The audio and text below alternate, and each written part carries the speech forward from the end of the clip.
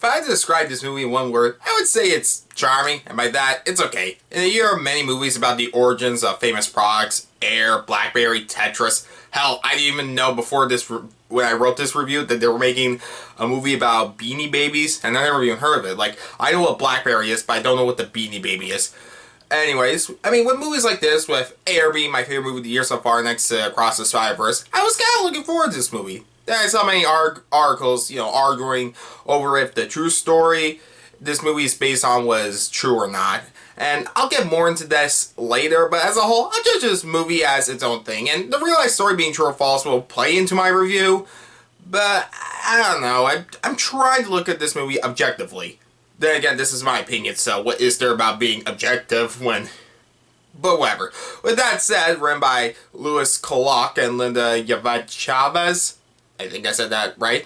And in her directorial debut, someone who was probably way more famous when before I knew who she was, Eva Longoria, tells the story behind a Flamin' Hot Cheeto and other products under this label, becoming the hit product that I don't eat since I don't like spicy food, that we all know and tolerate, the Flamin' Hot Cheeto. Did I ever say Flamin' Hot Cheeto? I don't care. Look, so speaking of my thoughts on the movie, yes, I don't eat spicy food, honestly, so I guess I'm not biased. I mean, I don't hate it, but I don't like it, so I guess my opinion is objective because I'm not biased. Let's pretend that's how that works. And speaking of, we should talk about the movie itself. So, it's about Richard Montanez, played by Jesse Garcia, who struggles throughout his life as a Mexican-American growing up during the 60s and 70s in America due to, racism, and wanting to make sure his family is taken care of. He becomes a janitor at a Frito Lays factory in the 80s, but now at times becoming hard and the factory could shut down. Richard wants to save his company, and inspired by his cultural background, wants Frito Lays to expand to spicy food products. I think this story within the movie is really very Hollywood. And I'm not against Hollywood changing the real life story. I mean, it's either depends, really on, if the real life people are affected the most by this, and if they're okay with it, or it's done in good taste in general. But on its own, I felt during this movie, especially during the second half, this was a Hollywood version of the story. I remember Tetris, I think it was mostly real, despite some obvious stuff done just for the movie.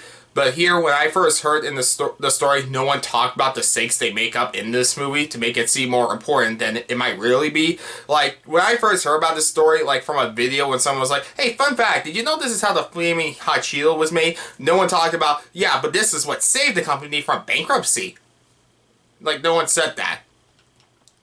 Anyways, when I first heard the story, it was just how, a janitor went from being a janitor into an important figure in the company. But there's times where it follows the formula of every underdog story you can have in a movie like this. The father figure who looks down on him, or that scene where he's told that what he's doing could be a great risk that he thought wouldn't be as great as it was.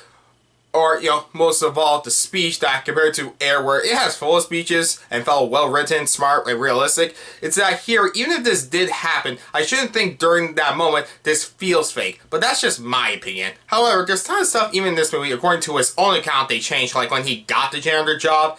I hope based on the age, because there's, different context if it got a different age. But on its own, yes, this movie is a C-grade movie. Nothing more, nothing less. It's like that average, but in ways I think it's okay and watchable. In terms of positives, I mean, there's stuff to say to like about it if I'm recommending it.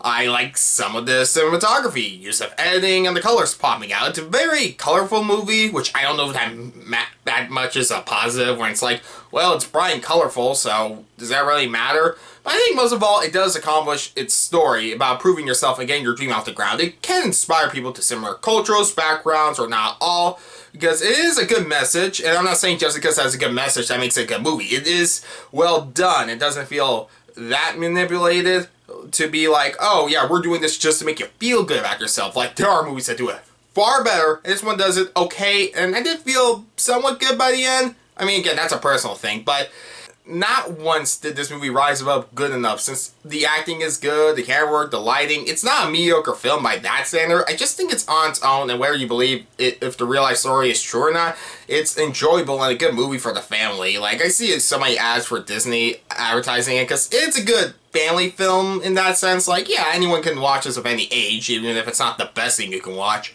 It's just, despite many flaws that make it like other films of similar design, it's unable to climb up to be the top of the best like the real life people did. It's just, on its own, your opinion might be, you know, your own opinion on whether or not you're going to watch this movie and like it or not, because, yeah, whether or not this is real what happened, and it's like, yeah, this feels very fake. I don't know. I mean, is this something I'm gonna rewatch? Probably not, but I wouldn't, like, hate if I had to rewatch it. Like, if I would, like, I never want to rewatch it, then I know this is something I shouldn't recommend. If I had to sit for this again, yeah, I think it was good and I enjoyed it. Sure, some movies I'm like, yeah, I would, you know, maybe this is only good if I watch it once, you don't need to see it again, but I don't know, it's not like, I mean, should I just say this movie's good because it's tolerable? Probably not.